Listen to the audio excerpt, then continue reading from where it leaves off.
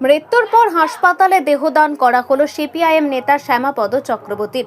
সোমবার সন্ধ্যায় পরিবার পরিজন ও সিপিআইএম নেতৃত্বের উপস্থিতিতে তার দেহ তুলে দেওয়া হয় আরামবাগ মেডিকেল কলেজ কর্তৃপক্ষের হাতে। জানা গেছে, মৃত্যুকালে শ্যামাপদ চক্রবর্তীর বয়স হয়েছিল 84 বছর। তিনি প্রথম থেকেই সিপিআইএম এর সাথে যুক্ত ছিলেন। তিনি তৎকালীন সিপিআইএম জোনাল কমিটির সদস্য ও থানা কৃষক সভার সম্পাদক ছিলেন। গত এক সপ্তাহের শারীরিক অসুস্থতায় সোমবার শ্যামাপদ বাবু পরলোক গমন করেছেন। পরিবার সূত্রে জানা যায়, শ্যামাপদ বাবু মৃত্যুর আগে তিনি ভেবেছিলেন মৃত্যুর পর তার দেহ যেন কাজে আসে। তিনি অঙ্গীকার করেছিলেন মৃত্যুর পর দেহদানের। তেনার অঙ্গীকার মতো মৃত্যুর পর সোমবার সন্ধ্যায় তার দেহ আরামবাগ মেডিকেল কলেজ ও হাসপাতাল কর্তৃপক্ষের হাতে তুলে দেওয়া হয়। পরিবারের লোকজন ছাড়াও সেখানে উপস্থিত ছিলেন সিপিআইএম এর আরামবাগ 1 নম্বর এরিয়া কমিটির নেতৃত্বরা। Comrade Shyamapada Chakraborty CPIM party দীর্ঘদিনের একজন একনিষ্ঠ কর্মী। পার্টির জোনাল কমিটির পূর্বতন জোনাল কমিটির সদস্য ছিলেন। নিজের জীবনকে ডিভোট করেছেন পার্টির জন্যে। তার 84 বছর বয়স। তিনি থানা কৃষক সভার সম্পাদক ছিলেন এবং একাধারে গোটা আরামবাগের একজন অনন্য নেতৃত্ব হিসেবে নিজেকে প্রতিষ্ঠা করেছেন। মেহনতি মানুষের জন্য তিনি কাজ করে গেছেন এবং সবসময় পার্টির জন্য একজন নিবেদিত প্রাণ হিসাবে নিজেকে উজাড় করে দিতেন। সেরকম একজন কমরেডকে আরামবাগ হারালো। আমরা হারালাম তাকে এবং পার্টির অপূরণীয় ক্ষতি হলো। এই কঠিন সময়ে দাঁড়িয়ে লড়াই করার একজন ব্যক্তিত্বকে আমরা হারিয়ে সত্যি আমরা শোকাহত। আরামবাগ আমরা সকলেই খুবই মর্মাহত। আমরা তার প্রতি সুগভীর শ্রদ্ধা জ্ঞাপন করছি এবং তার পরিবারবর্গ, আত্মীয় স্বজন, সন্ততি সকলকে আমরা সমবেদনা জ্ঞাপন করছি। তিনি কমরেড শ্যামাপদ চক্রবর্তী মৃত্যুর পর তিনি অঙ্গীকার করে গেছেন হসপিটালে, তার বডিটা তিনি হসপিটালে দান করেছেন।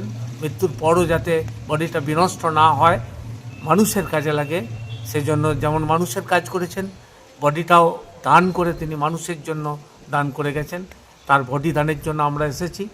তার বডি কিছুক্ষণের মধ্যেই হসপিটাল প্রক্রিয়া চলছে, কাগজপত্র হসপিটাল গ্রহণ করবেন, তারপর আমাদের কাজ সম্পন্ন হবে। অসুস্থ হয়েছিলেন নাকি বাড়িতে? হ্যাঁ, তিনি সক্রিয়ভাবে ছিলেন। দীর্ঘদিন আমাদের পার্টির এরিয়া কমিটির অফিসে তিনি ছিলেন, কাজ করছিলেন এবং বর্তমানে কয়েকদিনের অসুস্থতায় তিনি একেবারে আজকে তাকে হারাতে হয়েছে, মাত্র 7 দিন 10 দিনের অসুস্থতায়। তা নাহলে অত্যন্ত সক্রিয় ছিলেন এই বয়সে। তার চেহারাও ছিল সুন্দর। তাই আমরা গভীর মর্মাহত আজকে। রাজনীতিবাদ ও পেশার সঙ্গে কি যুক্ত ছিলেন? তিনি শুধুমাত্র পার্টির হোল টাইমার ছিলেন, রাজনীতিটাই তার সর্বস্ব ছিল। জীবনের সব হারানো একজন ব্যক্তিত্ব উজাড় করে পার্টিকে দিয়েছেন। তাই তার প্রতি আরামবাগবাসী কৃতজ্ঞ, আমাদের পার্টি সবাই কৃতজ্ঞ।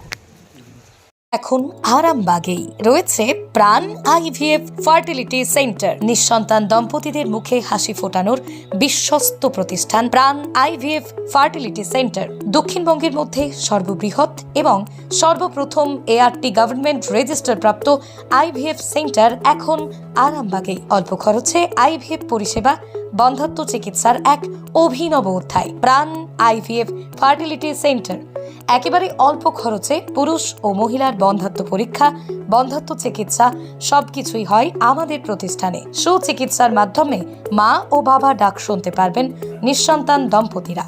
তাহলে আর দেরি কেন? আজই যোগাযোগ করুন প্রাণ আইভিএফ ফার্টিলিটি সেন্টারে। ঠিকানা বসন্তপুর, আমতলা, 2 নম্বর রেলগেট, আরামবাগ, হুগলি। যোগাযোগ নম্বর 7865858781 অথবা যোগাযোগ করুন 7908098172 এই নম্বরে।